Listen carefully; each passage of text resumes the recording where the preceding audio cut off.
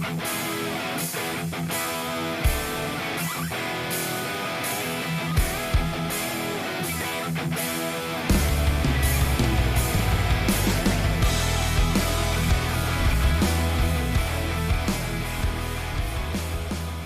is JJ Zachariason from FanDuel and Numberfire, the late round quarterback, and you are listening to the Brazil Fantasy Football Podcast.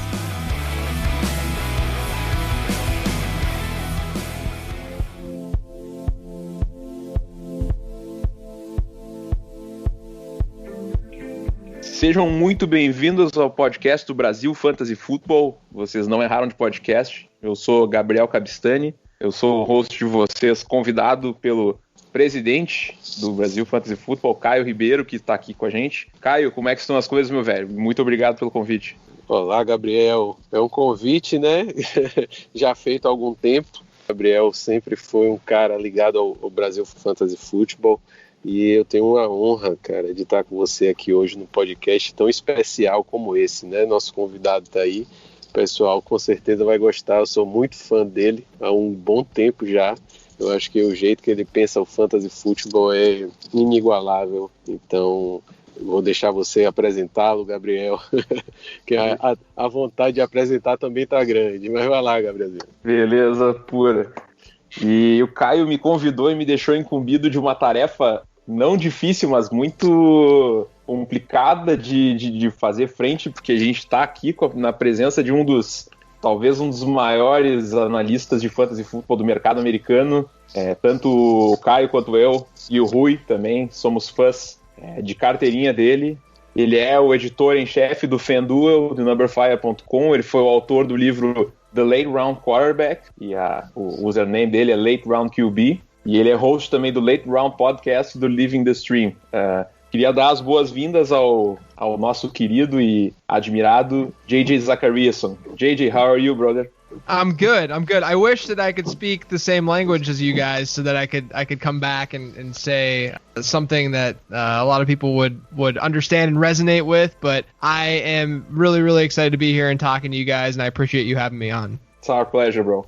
First of all, let's start with how did you become involved with fantasy football? When did you start playing it? Was it when you were a kid, you were an adolescent? And how did you become involved with working with it? How did you start writing about fantasy football and developing your things? So how did your relationship with fantasy football start? Yeah, so I've been playing fantasy for a really long time. I'm now in my early 30s, so I've been playing fantasy for over 15 years. I've been playing since I was in like basically middle school, high school. So I've been around for a while playing the game. But it really started the passion for me and writing about it and analyzing it started when I graduated college. And then I went and had a job, and I worked at an advertising agency, and I just hated my job. I did not like it at all. It was fine, but it just I wasn't getting a lot out of it. So I decided that I was going to kind of go for my passion, and I opened up a Word document one day while I was at work, and I just started writing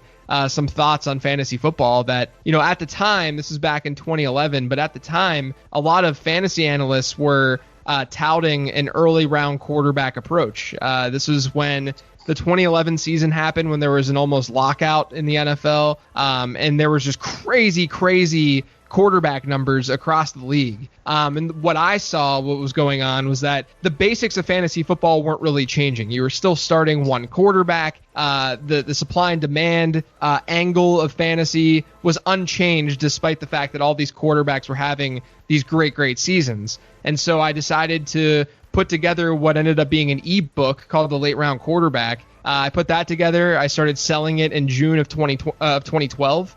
So it's been almost exactly 8 years since I launched that ebook. And then it just slowly, the next year after I launched that, I just, I was fortunate to get an opportunity to write a quarterback series on Roto World, did a little bit of work for Pro Football Focus, and then eventually I got a job at Numberfire. But the journey in getting there was just putting a lot of time into this book and really coming up and marketing an idea that I believed in, of course, but at the time was almost contrarian, which is crazy because everyone that plays fantasy football now generally waits on their quarterbacks. But at the time, whenever I published that ebook, the first 2 rounds in 2012 drafts, the first 2 rounds had 5 quarterbacks in terms of average ADP. The first round had 3 quarterbacks. So things have changed a lot since I ended up writing that ebook, but that's sort of how everything kind of came to fruition for me.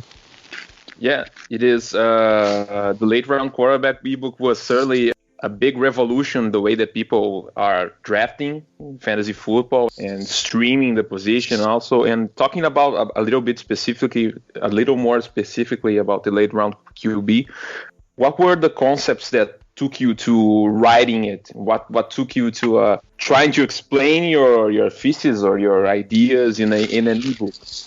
Yeah, so, obviously, I was looking at, like I said, I was looking at how the fantasy landscape was starting to view the quarterback position. And one of the things that I've realized in fantasy football, and I realized before I started writing this ebook, so this has been something that I've seen, since I started playing fantasy, is that year over year, things don't change nearly as much as people think that they change. So, one year in 2015, we see running backs not have a great season, that the high-end running backs don't perform very well. So the next season, you see the market react in a really, really strong way, and everyone's going zero RB in their drafts. But then those teams end up getting screwed a little bit because, they're being very, very reactive to what happened the previous season. When reality is things will go back and forth, will bounce back and forth, they'll regress. But what constant is in fantasy football is these ideas of supply and demand and replaceability and predictability. So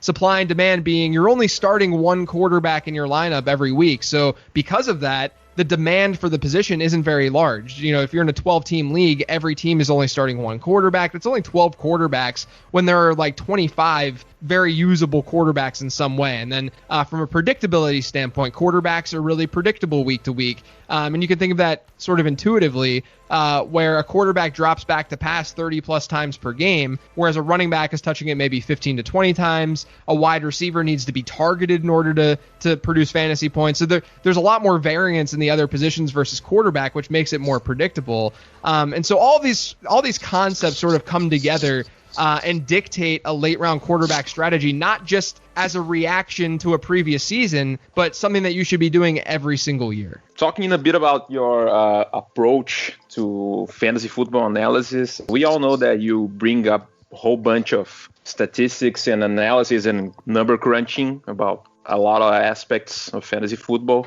But for people that are starting playing fantasy football, which set of statistics are interesting for people who want to start, or say fundamental for them to start playing? Which set of statistics do you feel that are fundamental for them to start?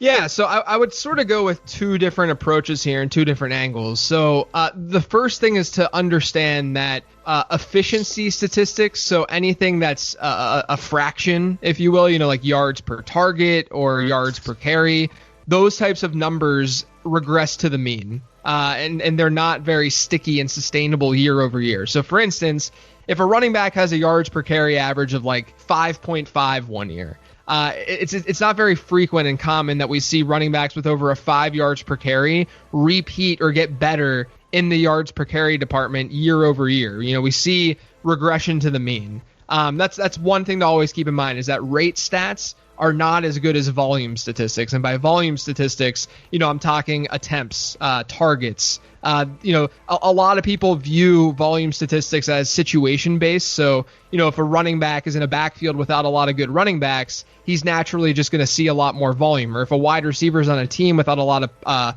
alternative pass catchers, then that wide receiver is going to see a lot of volume. But realistically, volume is a skill statistic. In order for Christian McCaffrey to see the amount of volume that he sees, he has to be good. In order for Odell Beckham to consistently see 120 plus targets a season, he has to be good. He has to get open in order to see those targets. So volume is not only king in fantasy football in terms of scoring, because you need volume in order to accumulate points as a player, but it's really, really important when you're looking at data year over year and trying to project how a certain season is going to go. Now, to that point, when we look at volume, we have to look at it from the perspective of what that team, the player within his team circumstance. So I do this a lot with college prospecting, but you can do it obviously too with the NFL. And what I'm really referring to is market share, is what we call it, where a wide receiver, let's say that a wide receiver in a really pass-heavy offense sees 100 targets. If he sees 100 targets out of 500 possible targets, then he has a 20% target share in that offense. But if he sees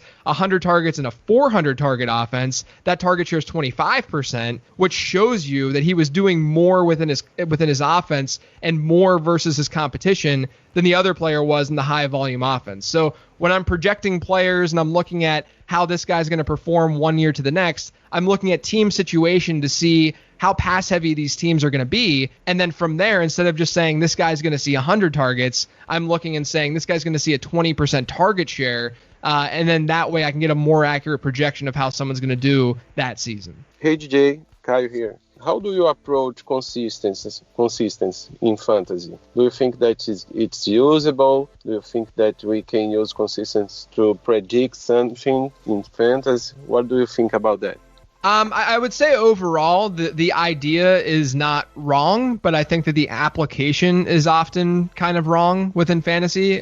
We work in such a small sample size in fantasy football that we can draw a lot of false conclusions about what we see once in a singular season. So if we see a player with a really high floor week in and week out, John Brown is a great example last season. John Brown going into last season, we might not have thought of John Brown as someone who was going to be very consistent. We would think of John Brown as, he's a deep threat.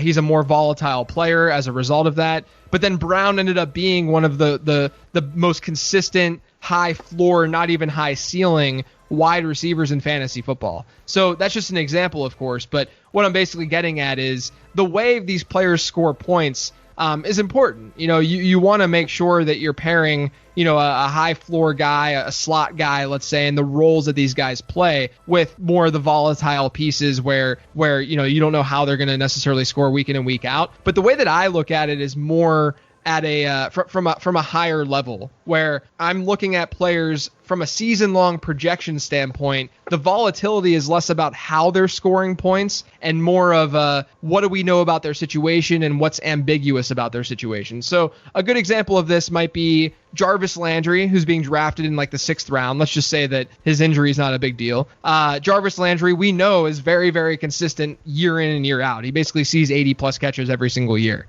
So we know how to project Jarvis Landry. Whereas you look at someone who's being drafted like a round later than that, and Deontay Johnson. And Deontay Johnson is someone who, we don't really know what that floor-ceiling combo really looks like and what that range of outcomes is. But what we can do is look at all the evidence and say, okay, Deontay Johnson's in a pass-first offense, or likely to be a pass-first offense. He's going to be the number 2 option in that offense. He's coming off a rookie season where he led all rookie wide receivers in receptions, and that was amongst a really, really good rookie wide receiver class. He was a good prospect. He has a good draft capital behind him, and he has a team that's notorious, that's been famous essentially for being able to spot good wide receivers in the draft. So there's a lot of good things, got a lot of things working in Deontay Johnson's favor, to where some people will look at him and they'll say, I don't know if I want to get Deontay Johnson because I won't see the consistency. I won't feel very good about drafting him in the 7th round. Whereas I see it as he has this crazy ceiling. He could easily outperform that ADP if everything hits. So I'm looking at it less from a week to week consistency standpoint and more so thinking in terms of range of outcomes. I think that's the better way of sort of looking at what consistency really is. You've tweeted earlier today that one of your ways of stress relieving is drafting Deontay Johnson in every draft, right? That's right. I think he's a very, very good target this year. Yeah. We'll talk about it in a bit. Let's talk about JJ, the player, the fantasy football player. For every league, there's a different strategy, and it varies a lot. But in general, how does JJ Zachariason play fantasy football, and what kind of strategy do you use? In a general way, you don't need to be specific to each kind of league, of course. But yeah. How does JJ approach fantasy football as a player? Yeah, so I'm very, very big on understanding the market, and by that, I'm not just talking ADP, I'm talking about reacting to what's going on in my draft. I think that's still one of the most underutilized, undersold aspects of fantasy football. I'll tweet out mock drafts or expert drafts that I've done, and people will comment and say, why did you get this guy here? Why did you get this guy here? Why did you reach for this player versus his ADP? But you have to give all of those picks some sort of context. If I'm drafting, or if it appears that I'm reaching for a wide receiver, it's because I'm reading the room and I know that the guys that I'm playing against are generally going to go wide receiver heavy, let's say, or they're going in a certain direction. And so I'm just playing to what the rest of the league is doing. Fantasy football is not about putting together this perfect roster without factoring in anything that's going on around you. Fantasy football is about beating your league mates. It's about beating the 11 other teams in your league. And the way that you do that is by finding those small edges and those small probabilities. And one of those things is by reading the room and making sure that you're valuing players properly as a result of that. So to me, I have ideas as to going into a draft. I know the general strategy that I want to take based on league settings and scoring, etc. And I have tiers that I know where drop-offs occur from one tier to the next at each position. But the types of positions that I'm drafting, obviously I'm not really drafting early round quarterbacks. I generally wait on the tight end position. So I'm really just pounding running back and wide receiver early in drafts. But I think the question is more so, when do I choose if I'm taking a running back or a wide receiver? And to me, that question needs to be, you have to be or that the answer needs to be that you have to be flexible. You have to be able to read the room and understand the direction that drafts are going, so that when a draft run occurs, when teams start picking the same position over and over and over again, when you pick a guy at the end of that draft run, all you're doing is devaluing that position. So for instance, if you're in a super flex league, especially, where all of a sudden you're going to see quarterbacks start flying off the board, and you'll see, at one point you might see Matthew Stafford drop off the board, and then at the end of that run that happens at the end, only a round later, you might see 8 different quarterbacks drop off the board. If you're the 8th team to pick a quarterback over that 2-round span, you're devaluing that pick tremendously. You need to be the person who starts the trend, not the one who finishes it. So it's another reason why if you are drafting a quarterback early in your fantasy draft, and this is another thing that goes that people don't think about enough. But if you're the one who's going to draft Lamar Jackson this year, you better hope and pray that the rest of your league mates are bound to draft quarterbacks a little bit early in your draft, because if they wait, if you get Lamar Jackson in the 2nd round where his ADP is, and then Patrick Mahomes goes in the 7th round, you're going to be beating yourself up for getting Lamar Jackson. So you're not able to read the room as well with those onesie positions like tight end and quarterback, more so quarterback though. You're not able to read the room very well if you're the first person to pick that position. So again, to make this more concise, I know I'm rambling a bit, but to make it more concise, it's really about reading the room, and that's generally my approach, is that I have a strategy going in, but I'm being very, very flexible and reactive to how teams are drafting. Awesome. This one's from Rui. It's a question from Rui, who is recording this call for us. Since you're a guy that's very, your analysis is very much data-driven, do you use intuition in your analysis, or you only rely on numbers? Like, what's your approach about intuition in fantasy football analysis? Does it take a part on your analysis, or you just crunch the numbers and go for it? Yeah. So my take on this is that I think that intuition comes from someplace. I don't think it just like occurs in your brain and all of a sudden you act on it. I think it's something that you've seen or read, and there's some evidence or substance behind that intuition. And generally speaking, if there is something there, you can probably find data and quantify it, right? And so to me, I definitely lead with data, of course. I want to draft players that I see have the right range of outcomes at their particular ADP. But I'm generally, if there's a situation where I have a feeling that, Keyshawn Vaughn is going to take grab hold, or maybe Jonathan Taylor is probably a better example, because I see Jonathan Taylor as someone who can grab hold of that offense late in the season and be a workhorse for Indianapolis, right? That is somewhat of an intuition type take, where we don't have that much evidence of it, because everything that they're saying in Indianapolis is that there's going to be a split backfield. It's a 1A, 1B situation with Jonathan Taylor and Marlon Mack. Nyheim Hines is going to catch passes out of the backfield. And I don't disagree with that to start the season. I don't disagree with that being the way that coaching staff is thinking. But the intuition in me, and the way that I'm thinking about this is that I've been playing fantasy football for 15 plus years now, and I know that coaches say this kind of stuff all the time heading into a season until they see talent win out. And to me,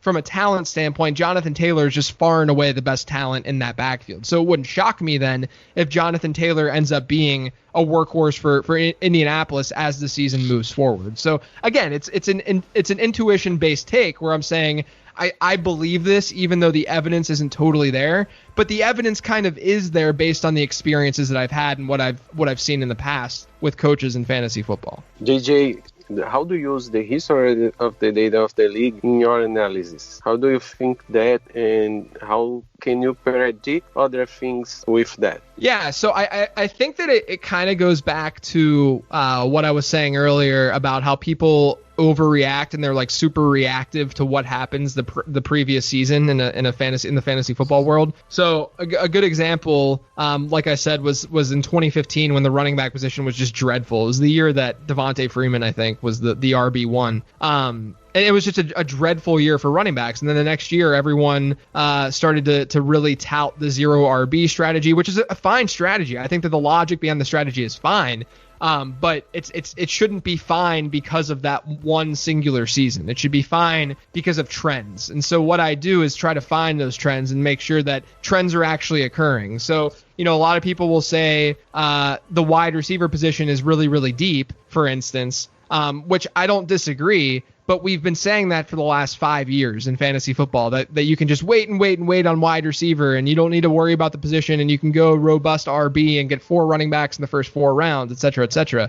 I get where that's coming from because when I'm looking at my draft board and I'm seeing, a guy like Jarvis Landry in the 6th, and then I can get Deontay Johnson or Will Fuller and these guys who have crazy upside in the middle rounds, I understand the logic, but based on history and what we've seen in the past, these guys bust at a much higher rate than people realize. So wide receiver is actually a position where if you're really trying to find a league-winning player, a guy who finishes what I've deemed as the top 8 at his position, which is a math-based take, but league winners at wide receiver generally are top 8 guys.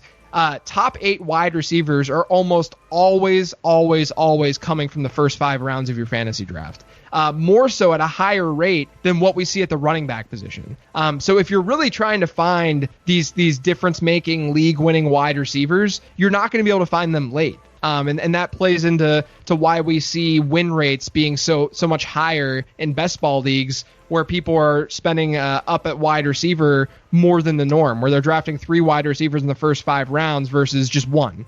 So I look at trends essentially. The way I would answer this question is I'm looking at how targets are being distributed to the positions as a whole, if things are changing from that standpoint, how personnel groupings are changing, and if I see that happen across multiple seasons, not just a one-off season, because generally those things regress in some way. But if I start to see it happening year after year after year, then I'll try to adjust my strategy. Then I'll look at things differently. And the same goes for the market and for average draft position.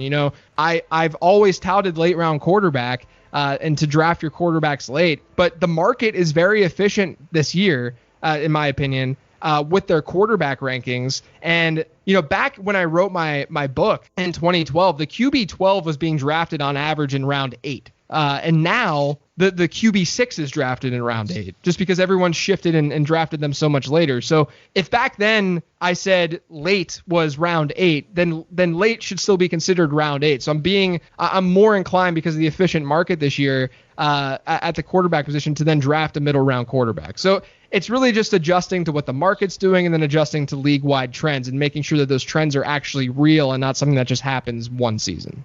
Very good. Great. About the 2020 season, who are some of the guys, aside from Deontay Johnson, which we all know by now, some of the guys that you're trying to draft everywhere, and some of the guys that you aren't drafting anywhere? Who are some of your favorite guys and some of your least favorite guys for this season? Yeah, so the way that I probably could have said this with the question earlier, but the way that I approach drafts is that my consideration set in terms of the guys that I'm drafting is very, very large, whereas I'm looking at the player pool and kind of crossing out players that I don't want to draft, that I'm generally avoiding. So players that I'm generally avoiding are basically most of the RB2s.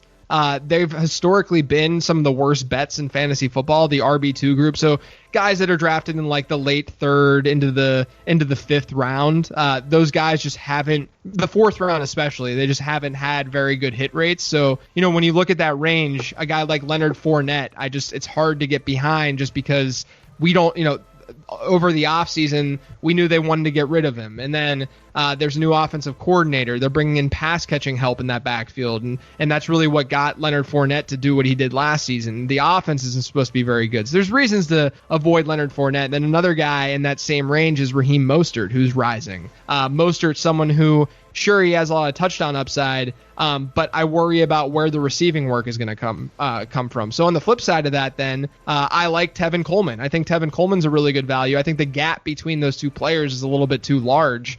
And Tevin Coleman, last season, he had 9 different games where he had a 9% target share or better, and he had 4 games where he had a 10% target share or better. Raheem Mostert had only 2 games with a 10% target share or better last season because they utilized Tevin Coleman more as a pass catcher. And don't forget, in the playoffs, Tevin Coleman was the guy who started for San Francisco during the divisional round against Minnesota, and then in the NFC Championship, he gets hurt. He hurts his shoulder, and that's why he was banged up and barely played in the NFC Championship game and then into the Super Bowl. So I do think we're going to see more of a split backfield there. So Tevin Coleman's been a guy that I've been targeting pretty consistently just because I think that he can exceed value. Tariq Cohen is kind of in the same bucket. I think that he can exceed value. I already mentioned Deontay Johnson as someone that I'm targeting pretty heavily. I like Will Fuller in that range as well. Now that DeAndre Hopkins is gone, I still think if Will Fuller can put together a 16-game season, he's going to be a wide receiver too in fantasy. So I feel pretty strongly about that. And then some other guys that I think that you can take later in drafts. I think one guy that's a little bit undervalued in terms of projection is CeeDee Lamb. A lot of people view that situation as, he's the third best option in the offense. Won't see a lot of volume. Randall Cobb last year had 83 targets in the Dallas offense. CeeDee Lamb's a better player than that. So even if they don't throw as much as they did last year, CeeDee Lamb should be able to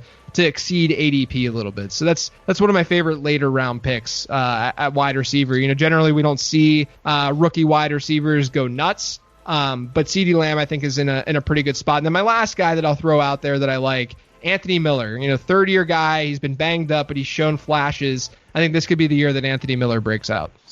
Okay, I have another question. What kind of leagues do you prefer to play like a player? Yeah.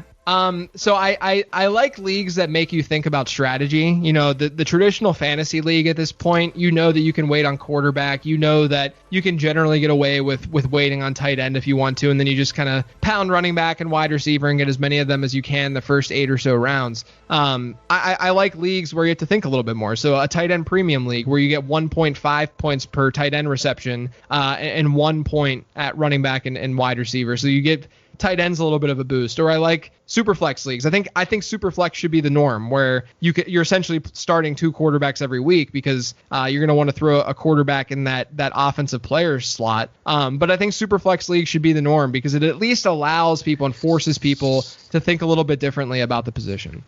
So wrapping things up, we are going for a cliche question, of course. Since we make content here in Brazil, we are Brazil Fantasy Football is one of the pioneers in the subject here in our country. What kinds of advice can you give to us or to everyone who wants to write about fantasy football or produce podcasts or videos or anything related to it? Since you're a guy that started from the bottom, like most of us, and you are in a great position right now, what kind of advice can you give us about writing and what to do and how to be some sort of successful in fantasy football analysis? Yeah, I mean, look, the market is definitely really saturated with content right now. There's a lot of content out there that people are producing, but the one thing that I would say is, it's still not hard to stand out in some way, and by that I'm talking really about differentiation and figuring out, look at the market, scan the market, see what's not out there that you can produce and fill. So if someone, if you look at the success stories, if you will, there was Matt Harmon's a really good example, who's doing work at Yahoo.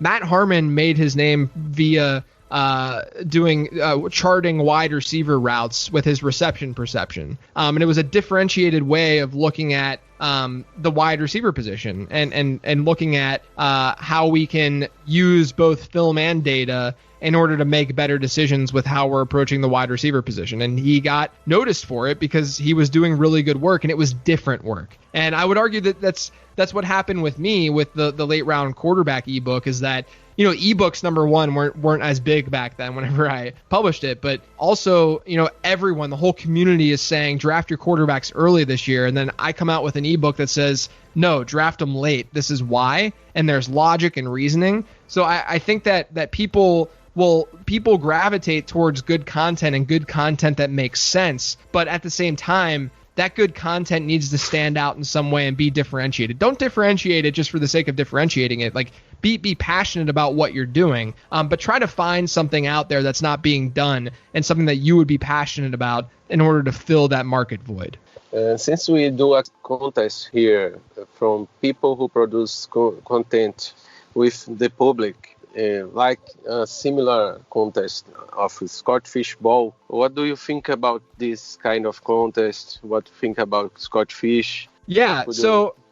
So I think it's great. What Scott Fish does from a charity angle is definitely amazing. And I can vouch, I know Scott personally. I've hung out with him a few times. He's a great guy. And I think that the Scott Fish Bowl, what it does is really emphasize what's important with fantasy football, and that's bringing people together and having sort of one common journey and experience together, where it doesn't have to be so ultra competitive. It needs to be fun first and foremost. And so with the Scott Fish Bowl, that's exactly what he's done, is that he's made it such a big thing where when people get invited, it's like they got a golden ticket, like from Willy Wonka. It's a huge deal because it's become such a fun experience. It's not because people want to just truly win. Of course they want to win, but it's the process of, you're drafting teams in early July when a lot of other drafts aren't happening. It's the talk of fantasy Twitter for 2.5 to 3 weeks.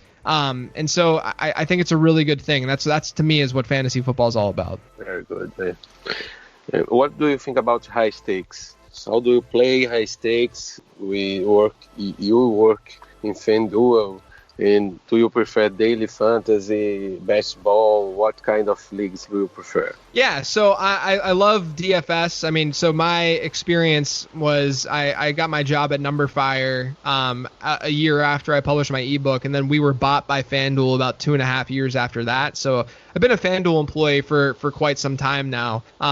So of course I'm going to say, I love DFS. I mean, I love DFS before that acquisition happened. I think that the interesting thing with DFS is just the fact that, you don't have to feel as tight. I like season long more, and I think high stakes leagues are great. But if you're someone who, doesn't like the attachment to players and worrying about injuries and all that kind of stuff, it's a way, DFS is a way to sort of detach yourself from that and not feel like you're putting so many eggs in one player's basket. And I love the fact that the economies are the way that they are with fantasy football at this point, where you can play a decent amount of money and win a decent amount of money if things go well. So I'm all for it. I mean, I think that if you're able to play, you should play. And look, even if you're playing for entertainment, there's a lot of people that will say that DFS is too hard, or that there's a lot of sharks out there that'll just take your money. That's not really that's not necessarily true.